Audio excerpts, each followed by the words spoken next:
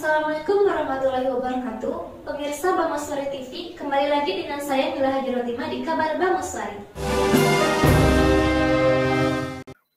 Assalamualaikum warahmatullahi wabarakatuh.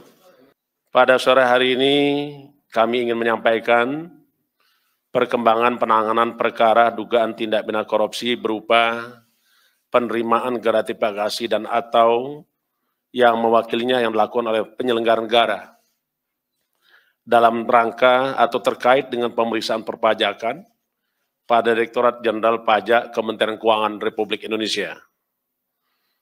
Hari ini tentu rekan-rekan sudah mengikuti dari beberapa waktu yang lalu proses yang dilakukan oleh KPK, mulai dari pengumpulan data, informasi, keterangan, dan juga segala hal yang terkait dengan dugaan tindak pidana korupsi, penerimaan gratifikasi.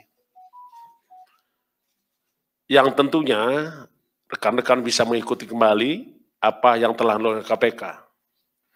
Berdasarkan laporan masyarakat yang kemudian diolah, ditelaah, dan dilakukan kajian oleh KPK, data-data tersebut menunjukkan ada suatu peristiwa pidana.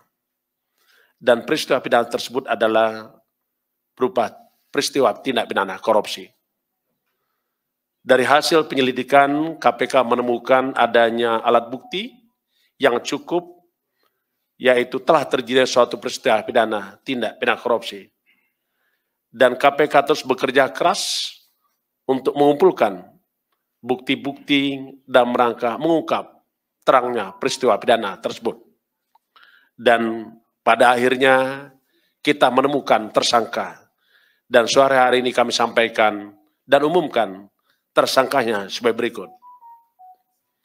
Saudara RAT, pegawai negeri sipil pada Direktorat Jenderal Pajak Kementerian Keuangan Republik Indonesia, dan selaku penyidik pegawai negeri sipil sejak tahun 2005. Untuk kepentingan penyidikan, tersangka RAT dilakukan penahanan selama 20 hari pertama, terhitung mulai tanggal 3 April 2023 sampai dengan 22 April 2023, yang penahanan dilakukan di Rumah Tahanan Negara KPK pada Gedung Merah Putih. Adapun konstruksi perkara sebagai berikut.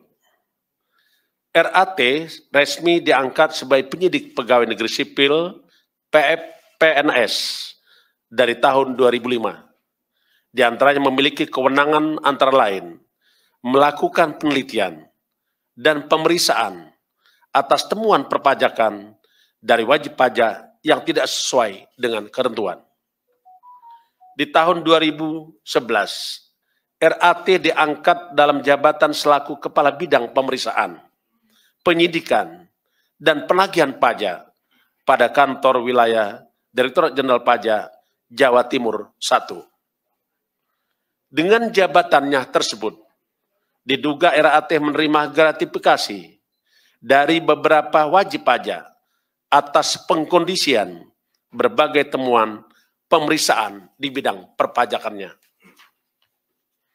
Selain itu, RAT diduga memiliki beberapa usaha, yang satu diantaranya PT AME, yang bergerak dalam bidang konsultasi terkait dengan terkait dengan pembukuan dan perpajakan. Jadi RAT punya pekerjaan yang bergerak di bidang jasa konsultasi terkait dengan pembukuan dan perpajakan. Adapun pihak yang menggunakan jasa PT AME adalah para wajib pajak yang diduga memiliki permasalahan pajak, khususnya terkait kewajiban pelaporan pembukuan perpajakan pada negara melalui Direktorat Jenderal Pajak. Setiap kali wajib pajak mengalami kendala dan permasalahan dalam proses penyelesaian perpajakannya, RAT diduga aktif merekomendasikan untuk konsultasi dan koordinasi dengan PT AME. Sebagai bukti permulaan awal, tim penyidik menemukan adanya aliran dana atau uang gratifikasi yang diterima saudara tersangka RAT sejumlah sekitar 90.000 US dollar yang penerimaannya melalui PT AME, dan saat ini pendalaman dan penelusuran terus dilakukan. Tim penyidik juga melakukan penggeledahan di rumah kediaman RAT yang beralamat di Jalan Simpruk Golob, Jakarta Selatan. Di dalam pelaksanaan penggeledahan tersebut ditemukan beberapa barang berharga berupa dompet, ikat pinggang, jam tangan, tas, perhiasan, dan sepeda, serta uang dengan pecahan mata uang rupiah. Di samping itu turut diamankan juga sejumlah uang sebesar 32,2 miliar yang disimpan oleh RAT dalam safety deposit box di salah satu bank dalam bentuk pecahan mata uang berupa dolar Amerika Serikat, mata uang dolar Singapura, dan mata uang euro. RAT disangkakan atas perbuatannya melanggar pasal 12B besar Undang-Undang Negara Republik Indonesia Nomor 31 Tahun 1999 tentang pemberantasan tindak pidana korupsi, sebagaimana telah diubah dengan Undang-Undang Republik Indonesia Nomor 20 Tahun 2001 tentang perubahan atas Undang-Undang 31 Tahun 1999 tentang pemberantasan tindak pidana korupsi. KPK memberikan fokus khusus pada korupsi di sektor pelayanan publik ataupun keuangan negara. Sebagaimana pernah kami sampaikan bahwa KPK memang memiliki fokus area pemberantasan korupsi. Di antaranya tata niaga dan bisnis, pelayanan publik, reformasi birokrasi dan penegakan hukum, termasuk juga sumber daya alam, dan juga tentang korupsi yang terkait dengan praktek-praktek kegiatan politik. Karena itu, KPK terus bekerja keras untuk melakukan kerja-kerja cerdas, kerja-kerja pemberantasan korupsi. Kita memahami bahwa begitu banyak modus operandi daripada korupsi. Yang kita sangat sadar bahwa korupsi telah merampas hak rakyat, merampas hak kita semua.